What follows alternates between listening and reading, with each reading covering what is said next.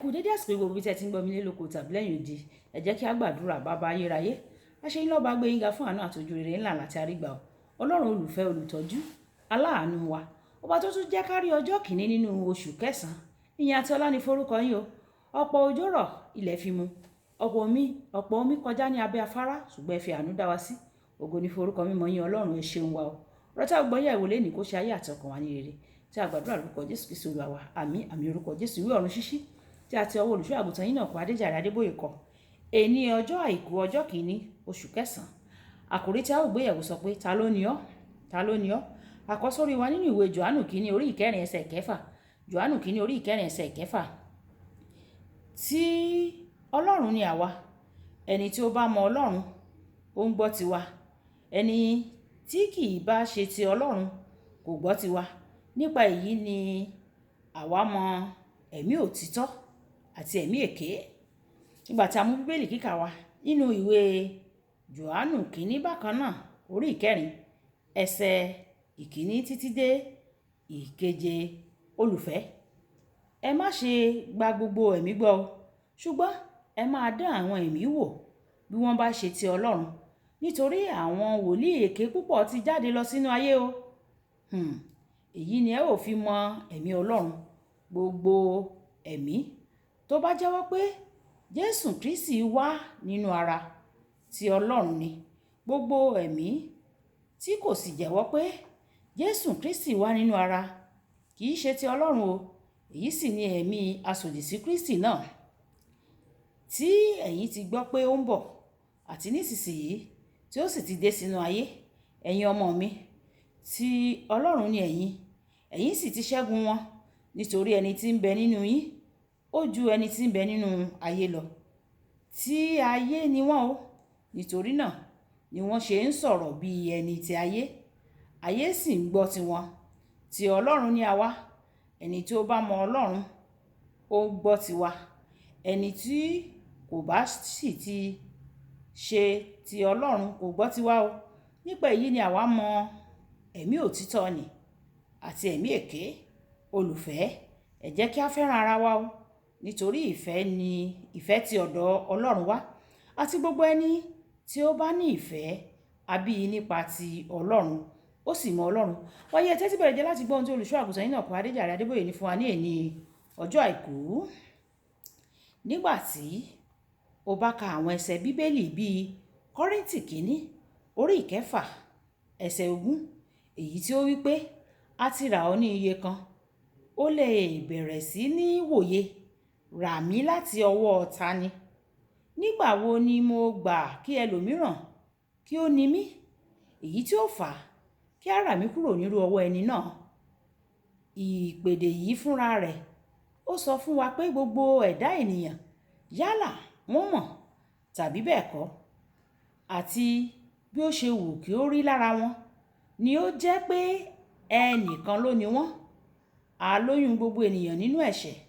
Ìwé Dáfídì orí 51 ẹsẹ̀ 5. Àfi ìgbà tí wọ́n bá di àtúnbí, wọ́n jẹ́ ohun ìní èṣù o. Kò sí ẹni tí ó dá wà fúnra rẹ̀. Ẹ̀mí kan tàbí èkejì ló ní ènìyàn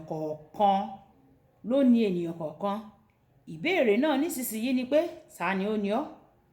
O lè sọ wípé ìwọ ló ní ẹrú kan nípa bí o ṣe ń ṣàmúlò ohun ìní náà.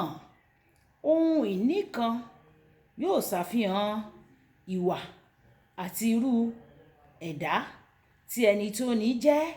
Ìdí nìyí tí ìwé Mátíù orí 7 ẹsẹ̀ 18 títí dé 20 sọ pé igi rere kò lè so èso búburú o, bẹ́ẹ̀ ni igi búburú kò lè so èso rere. Gbogbo igi tí ó bá so èso rere, gbogbo igi tí kò bá so èso rere, a ó ké lulẹ̀ o, a ó sì wọ́ sínú iná o. Nítorí náà nípa èso wọn ni a ó fi mọ̀ wọ́n. Tó bá jẹ́ pé Kristi ló ni ọ́, àwọn ènìyàn yóò rí ìwà Kristi nínú rẹ. Èyí tí ó túmọ̀ sí gẹ́gẹ́ bí èso ti ẹ̀mí nínú rẹ.